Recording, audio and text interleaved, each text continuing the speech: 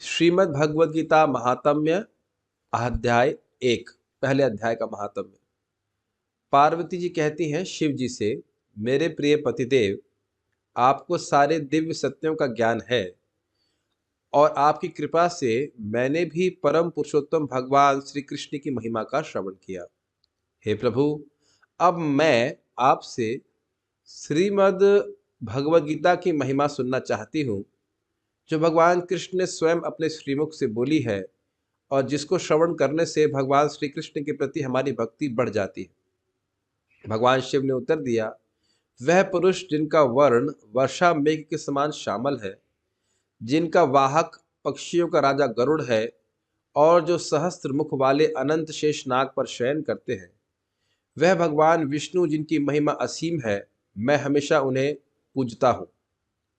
हे प्रिय पार्वती, एक बार जब भगवान विष्णु राक्षस मुर को मारने के बाद अनंत शेष पर शांति से विश्राम कर रहे थे, तब संपूर्ण ब्रह्मांड के सभी अच्छे भाग्य प्रदान करने वाली श्री लक्ष्मी ने सम्मान पूर्वक उनसे प्रश्न किया, भगवान, आप पूरे ब्रह्मांड के नियंत्रक और पालन करता है, फिर भी आप इस क्षीर सागर में दुखी होकर शयन क्यों कर रहे हैं? इसका क्या कारण है? भगवान विष्णु ने कहा, मेरी प्रिय लक्ष्मी, मैं विश्राम या मैं सो नहीं रहा हूं, अपितु मैं ये देख रहा हूं कि मेरी माया शक्ति कितनी अद्भुत रीति से कार्य कर रही है। अपनी इस अद्भुत शक्ति के द्वारा ही मैं सब कुछ नियंत्रित कर रहा हूं, फिर भी उनसे पृथक रहता हूं। और मेरे इन दिव्य कर्मों का स्मरण करके महान भक्त और योगी अपने आप को जन्म और मृत्यु के चक्र से मुक्त करने में सफल होते हैं और मेरी उस दिव्य प्रकृति को प्राप्त करते हैं जो शाश्वत और सभी गुणों से मुक्त है। गुणों का अर्थ यहाँ पे प्रकृति के गुणों से मुक्त है। वैकुंठ के बारे में बात कर रहे हैं। लक्ष्मी जी ने कहा, हे परमेश्वर, आप महान योगियों के ध्यान के लक्ष्य हैं, आपके बिना कुछ भी क्रियान्वित नहीं हो सकता है और फिर भी आप सबसे पृथक है। आप सभी भौतिक ब्रह्मांडों की सृष्टि, पालन और विनाश के कारण है। कृपया मुझे अपनी अद्भुत शक्तियों के कार्यों के बारे में बताएं, जो इतनी आकर्षक है कि आप यहाँ शयन करते हुए भी उनका ध्यान कर रहे हैं। भगवान विष्णु ने कहा, मेरी प्रिय लक्ष्मी, मेरी बहुशक्तियों के कार्य, जन्म और मृत्यु के बंधन से मुक्त होने का उपाय और मेरी शाश्वत प्रकृति को कैसे प्राप्त किया जाए, इसको केवल एक शुद्ध बुद्धि वाले व्यक्ति द्वारा समझा जा सकता है, जिसके पास मेरी सेवा करने की प्रवृत्ति हो। अर्थात जो भगवान का भक्त है वही समझ सकता है कि जगत में प्रकृति के कार्य कैसे चल रहे हैं और जन्म मृत्यु के चक्र से व्यक्ति कैसे मुक्त होकर भगवान की शाश्वत धाम को जा सकता है। यह दिव्य ज्ञान पूरी तरह से श्रीमद् भगवद गीता में समझाया गया है। लक्ष्मी ने पूछा, मेरे प्रिय प्रभु, यदि आप स्वयं अपनी शक्तियों के कार्यों से चकित हैं और उनकी सीमा का आकलन करने का प्रयास कर रहे हैं, तो यह कैसे संभव है कि भगवद गीता आपकी उन असीमित शक्तियों का वर्णन कर सकती है और उन्हें पार करके दिव्य प्रकृति को प्राप्त करने के उपाय का वर्णन कर सकती है? समझ में आ रहा है, जब भगवान ही चकित है तो गीता कैसे वर्णन कर देगी इस जगत से पार पाने का उपाय? भगवान विष्णु ने कहा, मैं स्वयं भगवत गीता के रूप में प्रकट हुआ हूं। साक्षात भगवान है भगवत गीता शब्द। कृपया यह समझिए कि भगवत गीता के पहले 5 अध्याय मेरे 5 सिर है। अगले अब कहेंगे भगवान का तो एक होता है, नहीं, भगवान के कितने भी हो सकते हैं। अगले 10 अध्याय मेरी 10 भुजाएं हैं और 16वां अध्याय मेरा पेट है। अंतिम 2 अध्याय मेरे चरण कमल है। इस तरह आपको भगवत गीता के दिव्य विग्रह को समझना चाहिए। यह भी लक्ष्मी जी को समझा रहे हैं भगवान जी। भगवत जब लक्ष्मी जी को समझने की जरूरत है तो हमें कितना अधिक समझने की जरूरत है। यह भगवत गीता सभी पापों का नाश करने वाली है और वह बुद्धिमान व्यक्ति जो प्रतिदिन एक अध्याय या एक श्लोक, एक आधा श्लोक या कम से कम 1/4 श्लोक का पाठ करता है, वह उसी पद को प्राप्त करेगा जो शर्मा ने प्राप्त किया। तो देखिए शैली कितनी सुंदर है। अब उसके बाद व्यक्ति स्वाभाविक रूप से प्रश्न करेगा कि ये सुशर्मा कौन था? तो सुशर्मा सुना होगा आपने, सबसे कथा नहीं होती, ये जिसने सुना उसको ये लाभ हुआ। तो कौन, किसको लाभ हुआ? सुशर्मा जी कौन थे? तो देखते हैं सुशर्मा जी कौन थे। लक्ष्मी ने पूछा, सुशर्मा कौन था? वह किस वर्ण का था और उसे कौन सा पद मिला? भगवान विष्णु ने कहा, मेरी प्यारी लक्ष्मी, सुशर्मा एक बहुत ही दुष्ट और सबसे पापी व्यक्ति था। हालांकि उसका जन्म एक ब्राह्मण परिवार में हुआ था, लेकिन उनके परिवार को कोई वैदिक ज्ञान नहीं था। वह केवल दूसरों को कष्ट पहुंचाने में आनंद लेता था। वह कभी भी मेरे नाम के जप में, दान देने या अतिथियों का स्वागत करने में नियोजित नहीं हुआ। कोई पुण्य नहीं किया उसने। वास्तव में उन्होंने कभी कोई पवित्र कार्य नहीं किया। अपनी आजीविका के लिए वह पत्ते एकत्रित करता और उन्हें बाजार में बेच देता। वह विशेष रूप से मदिरा पान करने और मांस खाने में रुचि लेता था। इस तरह उसने अपना जीवन व्यतीत किया। एक दिन वह मूर्ख सुशर्मा एक ऋषि के बगीचे में पत्ते लेने गया था। तभी एक सांप ने आकर उसे डस लिया और वह मर गया। उनकी मृत्यु के बाद उसे कई नरकों में डाल दिया गया, जहां उसे दीर्घकाल तक पीड़ित किया गया, जिसके बाद उसे एक बैल के शरीर की प्राप्ति हुई। उस बैल को एक अपंग व्यक्ति ने खरीद लिया, जिसने उसे अपनी सेवा में लगा दिया। लगभग 7 या 8 वर्षों तक वह अत्यधिक भारी भार ढोता रहा। एक दिन उस अपंग व्यक्ति ने अपने बैल की पीठ पर बहुत भारी बोझ डाल दिया। बहुत तेजी से वह उस बैल को साथ ले जा रहा था कि तभी अचानक बैल गिर गया और बेहोश हो गया। वहां क्या हो रहा था यह देखने के लिए बहुत से लोग वहां जमा हो गए। उस बैल के लिए उस बैल के लिए दुख अनुभव करने लगे। एक धर्मपरायण व्यक्ति ने उस बैल को अपने कुछ पवित्र कर्मों का फल दिया। यह देखकर वहां खड़े अन्य लोगों ने अपने पुण्य कर्मों का स्मरण करना प्रारंभ कर दिया और उन कर्मों में से कुछ के फलों को उस बैल को अर्पित कर दिया गया। उस भीड़ में एक वेश्या भी थी, जो यह नहीं जानती थी कि उसने कभी कोई पवित्र कार्य किया है या नहीं। लेकिन अन्य सभी को उस बैल को अपना पवित्र कर्म फल देते हुए देखकर उसने अपने द्वारा किए गए किसी भी पुण्य कर्म के फल को उस बैल को अर्पित कर दिया। उसके बाद वह बैल मर गया और उसको मृत्यु के देवता यमराज के लोक में ले जाया गया। वह यमराज ने उसे यह सूचित किया कि उस वैश्या द्वारा आपको दिए गए पुण्य कर्म के फल के कारण अब आप अपने सभी पिछले पाप कर्मों के प्रतिफल से मुक्त हैं। फिर उन्होंने एक बहुत ही उच्च ब्राह्मण परिवार में जन्म लिया। समझ में आ रहा होगा, फॉलो कर पा रहे होंगे। उस जन्म में वह अपने पिछले जन्मों को याद करने में सक्षम था। कई दिनों के बाद उसने उस वैश्या की खोज करने का फैसला किया, जो उसे उसकी नारकीय स्थिति से मुक्त करने का कारण बनी थी। जब देख रहे हैं कि अन्य लोगों ने पुण्य दिया, उसका कुछ प्रभाव नहीं, वैश्या ने पुण्य दिया, ये भी जानते नहीं कि क्या पुण्य था उसके जीवन में, तो उसका उद्धार हो गया। आश्चर्यजनक है ये। जब उसने उस महिला को पाया, मिला उससे और अपना परिचय दिया, तो उसने उससे पूछा, आपके द्वारा किए गए वह पुण्य कर्म क्या थे जिसके फल ने मुझे मेरी नारकीय स्थिति से मुक्त कर दिया था?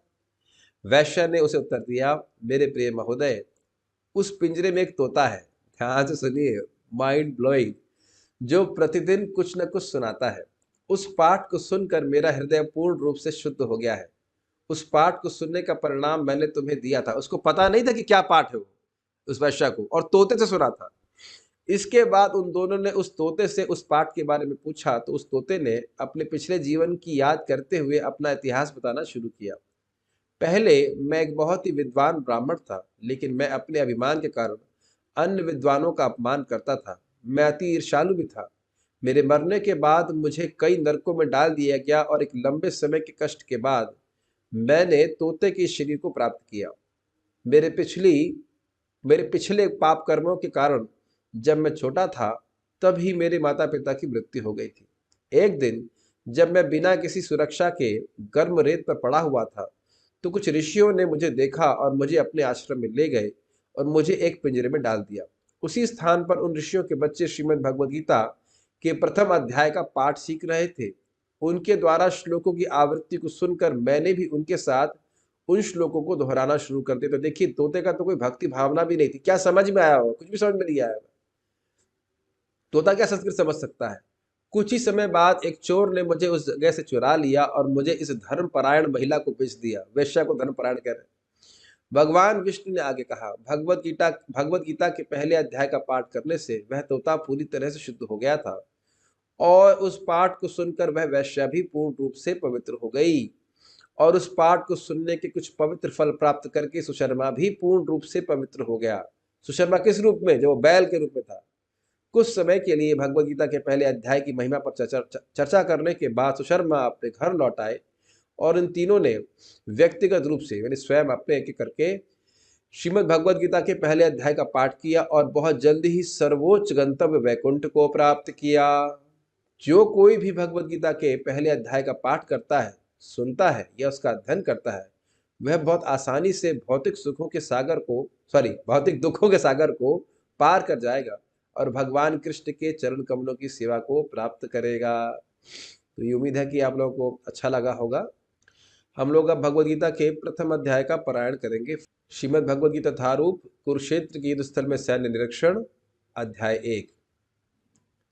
धृतराष्ट्र उवाच धर्मक्षेत्रे कुरुक्षेत्रे संवेतायुयुत्सवः मामकः पाण्डवाश्चैव किम् अकुर्वत संजय। संजय उवाच दृष्ट्वा तु पाण्डवानीकं व्यूढं दुर्योधनस्तदा आचार्यमुपसंगम्य राजा वचनमब्रवीत्। पश्येतां पाण्डुपुत्राणाम् आचार्य महतीं च मूं व्यूढां द्रुपदपुत्रेण तव शिष्येण धीमता।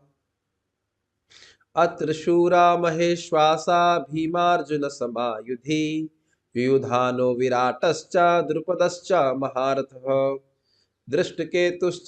दृष्टकेतुश्चेकितानः काशीराजश्च वीर्यवान् पुरजितकुन्तिभोजश्च शैब्यश्च नरपुङ्गवः। युधामन्युश्च विक्रान्ता उत्तमौजाश्च वीर्यवान् सौभद्रो द्रौपदेयाश्च सर्व एव महारथाः। अस्माकं तु विशिष्टा ये तान् निबोध द्विजोत्तम नायका मम सैन्यस्य संज्ञार्थ तान् ब्रवीमि ते। भवान् भीष्मश्च कर्णश्च कृपश्च समितञ्जयः अश्वत्थामा विकर्णश्च सौमदत्तिस्तथैव च अन्ये च बहवः शूरा मदर्थे त्यक्तजीविताः नानाशस्त्रप्रहरणाः सर्वे युद्धविशारदाः। अपर्याप्तं तदस्माकं बलं भीष्माभिरक्षितं पर्याप्तं त्विदं तेषां बलं भीमाभिरक्षितम्। अयनेषु च सर्वेषु यथा भागम् अवस्थिताः भीष्ममेवाभिरक्षन्तु भवन्तः सर्व एव हि। तस्य संजय नयन हर्षं कुरु वृद्धः पितामहः सिंहनादं विनोद्योच्चैः शंखं दद्मौ प्रतापवान्। ततः शंखाश्च भैर्यश्च पणवानकगोमुखाः सहसैवाभ्यहन्यन्तः शब्दस्तुमुलोऽभवत्। ततः श्वेतैर्हयैर्युक्ते महती सन्दने स्थितौ माधवः पाण्डवश्चैव दिव्यौ शंखौ प्रदद्मतुः।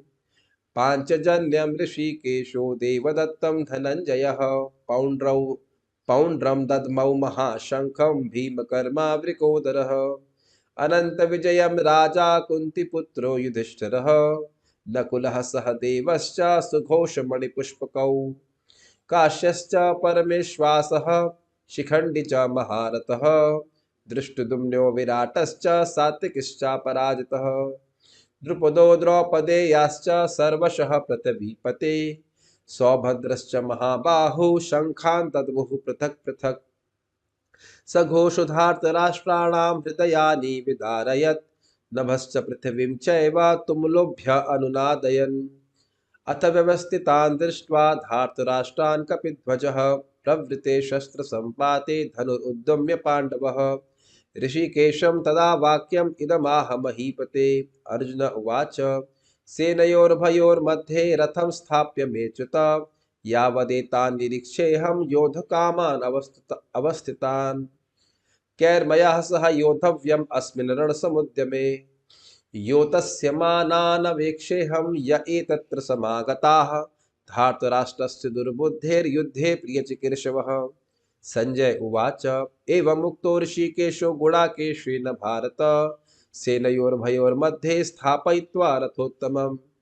भीष्मद्रोणा प्रमुखतः सर्वेषां च महीक्षिताम्। उवाच पार्थ पश्येतान् संवेतान् कुरुनिति। तत्रापश्यतान् पार्थः पितॄन् अथ पितामहान् आचार्यान् मातुलान् भ्रातॄन् पुत्रान् पौत्रान् सखींस्तथा श्वशुरान् सुहृदश्चैव सेनयोर्भयोरपि तान् समीक्षस्य कौन्तेय सर्वान् बन्धून् अवस्थितान् कृपया परया विष्णु विषदन्नं मिदमब्रवीत्।